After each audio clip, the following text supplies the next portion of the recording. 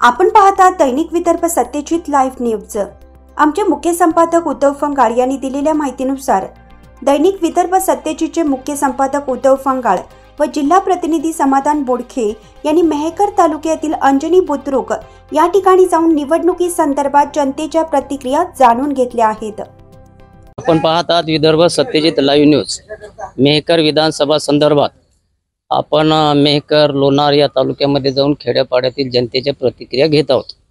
काही ठिकाणी संमिश्र प्रतिसाद मिळत आहे, काही ठिकाणी काँग्रेसला जागा सुटावी असे लोक सांगतात, काही ठिकाणी उबाटाला सुटावी, काही ठिकाणी आमदार डॉक्टर संजय रायमुळकर हेच आमदार होतील असे वेगवेगळ्या प्रतिक्रिया आहेत।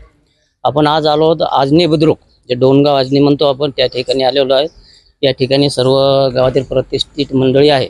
आपण त्यांच्याशी बोलू की नेमकं विधानसभेचं चित्र कसं राहील, कारण प्रत्येक वेळी आजनी गाव म्हटलं की काँग्रेसकडे थोडाफार जास्त कल राहतो आजनीमध्ये आणि शिवसेनेकडे बी असतो। लोकसभेमध्ये तिसरी आघाडी म्हणजे रविकांत तुपकर यांना आजनीमध्येच नाहीत तर घाटाच्या वरी सुद्धा भरपूर मतदान झालेलं आहे। यावेळेस विधानसभेचं चित्र काय राहील, कारण शिवसेनेचे 2 गट झालेले आहेत, त्यामुळे मताची विभाजनी 100% होण्याचं सांगता येत नाही, पण ते आता जनता जनार्दन आहे, आपण नाही सांगू शकत त्या गोष्टी। तर एक चर्चा करू आपण। आपल्यासोबत जुने काँग्रेसचे भरत आलाट साहेब, डॉक्टर भरत आलाट साहेब येतं, पंचायत समिती सदस्य होते ते पहिले, आणि एक चांगलं काँग्रेसमध्ये जुने माणसं येतं, अनुभव येतं, आतापर्यंत काँग्रेसचं काम करतात। आपण सुरुवात त्यांच्यापासून करू। डॉक्टर साहेब नमस्कार। नमस्कार। तर विधानसभेच्या निवडणुका आहेत, काय वाटतं चित्र आपल्या मेहकर मतदारसंघाचं? मेहकर मतदारसंघात महाविकास आघाडीकडून ज्या उमेदवाराला तिकीट भेटल त्या महाविकास आघाडी सर्व काम करेल उमेदवाराचं। महाविकास आघाडीमध्ये उद्धव बाळासाहेब ठाकरे आणि काँग्रेस हे 2 जण जागा मागत आहेत की आमच्या पक्षाला जागा सोडा। तुम्हाला काय वाटतंय बा कोणत्या पक्षाला जावं? तो जो निर्णय वरिष्ठ पातळीवर जो निर्णय होईल आणि जे उमेदवार देतील त्या उमेदवाराचं आम्ही सर्व काम करू। बरं, आता हे जे लोक ग्रामीण पातळीवर कामं करतात, तालुका अध्यक्ष, शहराध्यक्ष, प्रत्येक गाव खेड्याचा कार्यकर्ता असो, हे जे लोक पक्षाचे ध्येय धोरण झेंडे घेऊन कामं करतात, तर अशा निष्ठावान लोकांचा त्यावेळेस विचार नाही झाला आणि आघाडी आहे म्हणून कोणत्या तरी एका पक्षाला की वरिष्ठ पातळीवर ठरलं म्हणून त्यांना जागा गेली पाहिजेत, हे कितपत योग्य वाटते आपल्याला? नाही, ते चुकीचंच आहे, कारण जो पहिल्यापासून जो मेहनत घेतात आणि नंतर तिकीट एकाला भेटते, बाकीची थोडी नाराजी असतेच। परंतु मेहकर मतदारसंघात 20 ते 25 वर्ष झाले आम्ही विरोधातच काम करतो आणि विरोधात काम करत असताना आमदार खासदारी आमचे कामं कुठं रुकवत बी नाही, परंतु जे ठेकेदार आहेत, ठेकेदार पद्धत आहे, या ठेकेदार पद्धत आमच्या ग्रामपंचायत आहे, पाईपलाईनीचा विषय, आम्ही 5 वेळा आमदार खासदाराकडे तक्रार केली, स्वतः आम्ही त्यांना स्वतः वैयक्तिक भेटलो। मेहकर मतदारसंघात महाविकास आघाडी काँग्रेस का उबाटा, ज्याला वरिष्ठ पातळीवर जो निर्णय होईल त्याचं तुम्ही काम करता? त्याचं आम्ही काम करू, कारण निर्णय आम्ही नाही घेऊ शकत। गावचे सरपंच आहेत किरण पारेशकर साहेब, युवा येतात गावामध्ये, चांगलं एक वजन आहे, त्यांची ओळख आहे आणि सुखादुखामध्ये हजर राहतात। ग्रामपंचायत म्हणजे गावकऱ्यांनी त्यांना मोठा विश्वास टाकून निवडून दिलेला आहे, त्यांच्यासोबत बोलूया।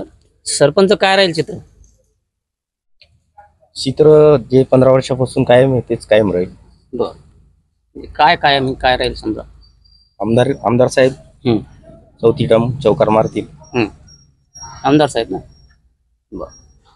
संदीप ढोरे आहेत आपल्यासोबत, खंडाळा आजनी बुद्रुक, आणि ते काँग्रेसचं चांगलं अनेक वर्षापासून काम करतात, काँग्रेसचे झेंडे घेऊन त्यांचे पक्षाचे विचार घराघरापर्यंत पोहोचतात। काय म्हणणं आहे आपलं मेहकर विधानसभा संदर्भात? मेहकर विधानसभामध्ये वरिष्ठ पातळीवर ज्यांनाही तिकीट दिलं जाईल त्याचं आम्ही काम करू, ते उभाटा गट असो या काँग्रेस असो या राष्ट्रवादी असो। उद्धव बाळासाहेब ठाकरे गटाची काही मंडळी आहे आपल्यासोबत, आणि 2 गट झाल्यापासून महाराष्ट्रामध्येच, आपल्या मेहकर मतदारसंघातच नाही, महाराष्ट्रामध्ये 2 गट झाल्यापासून दोन्ही गट हे जिद्दीने कामाला लागलेले आहेत। आपापल्या परीने ते आपापल्या पक्षाचा प्रचार, नेत्याचं नाव घराघरापर्यंत पोहोचतात। आपण त्यांच्याशी बोलूया। काय नाव आपलं? भागवत कोण? बरं, कोणत्या पक्षाचं काम करत आपण? आम्ही आतापर्यंत काँग्रेसच काम केलं। बरं, आता पाहू, आता जो माणूस चांगला असेल ते, गावाचा विकास, दुसरे विकास, चांगला माणूस असला त्याला निवडून देऊ। मेहकर मतदारसंघात कोण आमदार व्हावा असं तुम्हाला वाटतंय? आमदाराचं तर काय आता यावर्षी काय तसं काही सांगता येत नाही। बदल व्हावा असं तुम्हाला वाटतंय का? झाला तरी चालते बदल, नाही झाला तरी हे कायम राहिले तर आता त्याचं काय सांगावं, जनता आहे ती। बरं, सांगतो। संतोष परलाद लाड। कोणत्या पक्षाचं काम करता आपण? उद्धव बाळासाहेब ठाकरे. बर, काय वाटतं मेहकर विधानसभेबद्दल? मेहकर विधानसभेत आता समजा जी आपली आघाडी आहे, महाविकास आघाडी, महाविकास आघाडी जे उमेदवार देईल त्याचं काम आम्ही सर्व कार्यकर्ते करणार. बर, उद्धव बाळासाहेब ठाकरे गटालाच ही जागा 99% जाणार असं ठरलेलं आहे. मग उद्धव बाळासाहेब ठाकरे गटाकडे समजा गेली तर तुम्हाला उमेदवार स्थानिक पाहिजे का बाहेरगावचा पाहिजे? नाही, उद्धव बाळासाहेब ठाकरे गटाकडे उमेदवारी गेली ते स्थानिकचं नाही. स्थानिकचं काय समजा आता इथं आपले रायमुरकर साहेब आहेत, त्याला ओव्हरटेक करणं म्हणजे काही सोपी गोष्ट नाही.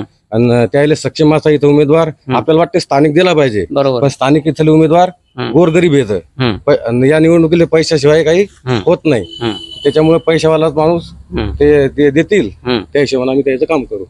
नवीन आलेला माणूस किंवा स्थानिक माणूस किंवा निवडणूक असो, ही विकासाच्या कामावर जिंकल्या जाते का पैशावाल्या माणसाला निवडणुकीचं तर आमदार होता येते असं तुमच्या सांगण्यानुसार, किंवा पैसा लागते? स्थानिक लोक गरीब आहेत उमेदवार, स्थानिक लोकांजवळ पैसा नाही, बाहेरच्या लोकांजवळ पैसा आहे असं तुम्ही म्हणता. मग पैशावर निवडणूक जिंकता येते का? हो ना, पैशावर निवडून आता हे सत्य हे सगळं हेच व्हायला लागलं ना, पैशावरच व्हायला लागलं ना. पैशाशिवाय काय होते?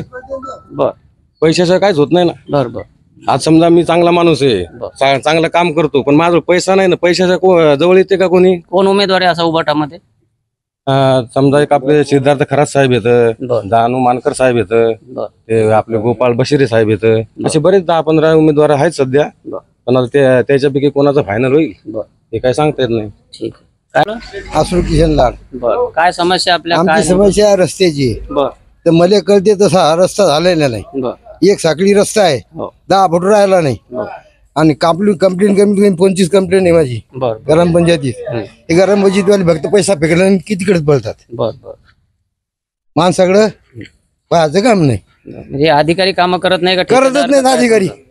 ग्रामपंचायत करतच नाही, काहीच करत नाही. उपोषण माणूस बी काय फायदा आहे? फक्त रस्ते अडवायचे आमचं म्हणणं आलं बस. मग ग्रामपंचायत पाहिजे कोणा अडवायचं आणि काढायचं. बर, काय नाव मामा आपलं? गजानन भगवान मनस्कर. बर, काय वाटतं विधानसभेबद्दल? विधानसभेत बदल व्हायला पाहिजे. बर, कारण आपण नेहमी करता तेच काम करायला लागलो. आणि जे निष्ठावंत होते त्याला लावायला गेलं. तुम्ही जे म्हणता की राजकारण हे पैशावर होत नाही, आमचं जर म्हणणं सत्ता पलाटच पैशावर झालेलं आहे. बर बर बर, तसा होणे शक्य नाही. कारण उद्धव ठाकरेने जे निर्णय घेतले होते शेतकरी हिताचे ते आतापर्यंत कोणच नाही घेतले. बरोबर आहे. म्हणजे उद्धव ठाकरे साहेब मुख्यमंत्री पाहिजे महाराष्ट्रामध्ये. शेतकऱ्याच्या हितासाठी पाहिजे, मजुराच्या हितासाठी पाहिजे. कारण त्याने कोणत्याही अटी न टाकता कर्जमाफी एकरकमी केलेली आहे. बर, महाविकास आघाडीची सत्ता येईल का महाराष्ट्रात तुम्हाला वाटतंय का? यायला तर पाहिजेतच. ही जी लाडके बहीण योजना सुरू केलेली युती सरकारनं, हिचा काही परिणाम होईल का विधानसभा? अहो, बायकोला पूर्ण पगार देऊन सुद्धा ती नवऱ्याचं ऐकत नाही. बर, म्हटलं का? ज्याला समजा 1 लाख रुपये पगार आहे, तो नवरा बायकोच्या हाती आणून देते, ती नवऱ्याचं ऐकत नाही.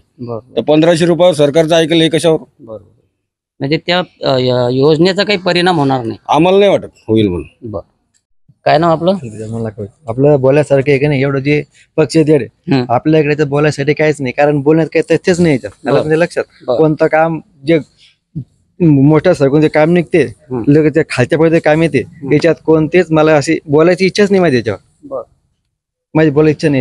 सर्व वाचकांना कळवण्यात अत्यानंद होत आहे की साई दैनिक, साई संध्या, दैनिक विदर्भ सत्यजित हे दोन्ही वर्तमानपत्र ई पेपरच्या माध्यमातून सामाजिक, शैक्षणिक, सांस्कृतिक, साहित्यिक, आध्यात्मिक, राजकीय, शासकीय, प्रशासकीय, खेळ, कला, क्रीडा अशा विविध क्षेत्रातील घडामोडींसोबत सर्वसामान्य, कष्टकरी, शेतकरी, व्यावसायिक, नोकरदार अशा विविध जनमानसांच्या समस्यांच्या बातम्या प्रकाशित करून शासनापर्यंत पोहोचवण्याचं अविरत काम सातत्याने करत आहे. आपल्या या प्रसार माध्यमांना महाराष्ट्र राज्याच्या कानाकोपऱ्यातून उत्तमरित्या चांगला प्रतिसाद मिळत आहे. कविता, लेख, धार्मिक साहित्य यांच्या माध्यमातून देखील धार्मिक संस्कृतीचं जतन केलं जात आहे. वाचकांकडून चांगला प्रतिसाद मिळत असून याचबरोबर दैनिक Vidarbha Satyajit YouTube news channel व दैनिक विदर्भ सत्यजित न्यूज पोर्टल हे प्रसार माध्यम सुद्धा सुरू आहे. हे सर्व समस्त वाचक, जाहिरातदार बंधू भगिनी आणि आमचे प्रतिनिधी व संपादक मंडळाच्या सहकार्यामुळे शक्य होत आहे. वाचकांकडून मिळत असलेल्या उत्तमरित्या प्रतिसादाबद्दल संपादक मंडळ आपले आभारी आहे। बातम्या व जाहिरातीसाठी संपर्क संपादक उद्धव फंगाळ, मोबाईल नंबर 95 11 44 61 11।